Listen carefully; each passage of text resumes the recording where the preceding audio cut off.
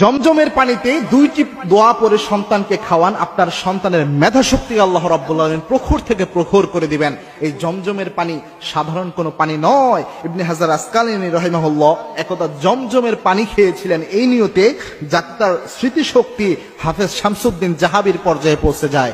আল্লামা সৈয়দ রাহিমাহুল্লাহ বলেন, এই নিয়তে ইবনে হাজার আসকালানী যখন জমজমের পানি খান, শুধু হাফেজ শামসুদ্দিন জাহাবির মতো নয়, হাফেজ শামসুদ্দিন জাহাবির চেয়ে অনেক বেশি স্মৃতিশক্তি আল্লাহ তার বাড়িয়ে দেয়। শাইখ আলবানীর, আল্লামা ইবনে হাজার আসকালানীর তার এই স্মৃতিশক্তি এর চেয়ে অনেক বেশি বেড়ে যায়। সুতরাং এই স্মৃতিশক্তি বাড়ানোর জন্য জমজমের পানি খুবই গুরুত্বপূর্ণ। এবং কি আল্লাহর হাবিব সাল্লাল্লাহু আলাইহি ওয়াসাল্লাম জমজমের পানির ব্যাপারে বিশ্বনবী জানিয়েছেন, মা উ জমজম লিমা শুরিবালা, জমজমের পানি যে নিয়তে পান করা হয় সেই নিয়ত আল্লাহ রাব্বুল আলামিন অ্যাকসেপ্ট করে নেয়, কবুল করে নেয়। যাদের সন্তান তেমন বেশি মেধা শক্তি সম্পন্ন নয়, আপনারা চেষ্টা করবেন জমজমের পানির মধ্যে দুইটি দোয়া পরে ফু দিয়ে তাদেরকে খাওয়ানোর জন্য। একটি দোয়া যেটা বিশ্বনবী নিজে জ্ঞান বৃদ্ধির জন্য পরে ফু দিয়েছেন, বুখারী শরীফ হাদিস এসেছে, বুখারী শরীফের 143 নম্বর হাদিস।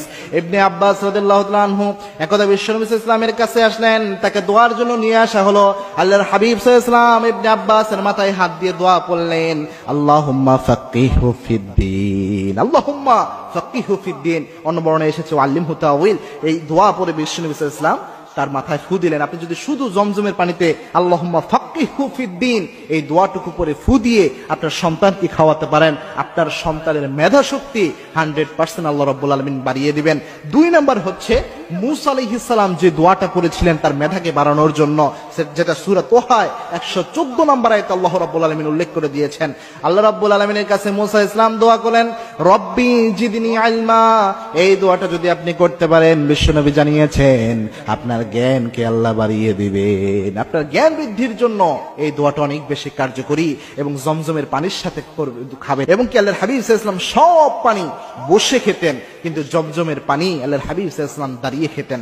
সাহাবায়ে কেরাম প্রশ্ন করলেন, ইয়া রাসূলুল্লাহ, সকল খাবার সকল পানি তো আপনি বসে খান, জমজমের পানি কেন আপনি দাঁড়িয়ে খান? আল্লাহর হাবিব সাল্লাল্লাহু আলাইহি ওয়াসাল্লাম বললেন, লিতাজিমি আখি ইসমাইল, আমার ভাই ইসমাইলের সম্মানে আমি দাঁড়িয়ে যাই। বিশ্বনবী জমজমের পানি দাঁড়িয়ে খেতেন ইসমাইল আলাইহিস সালামের সম্মানে।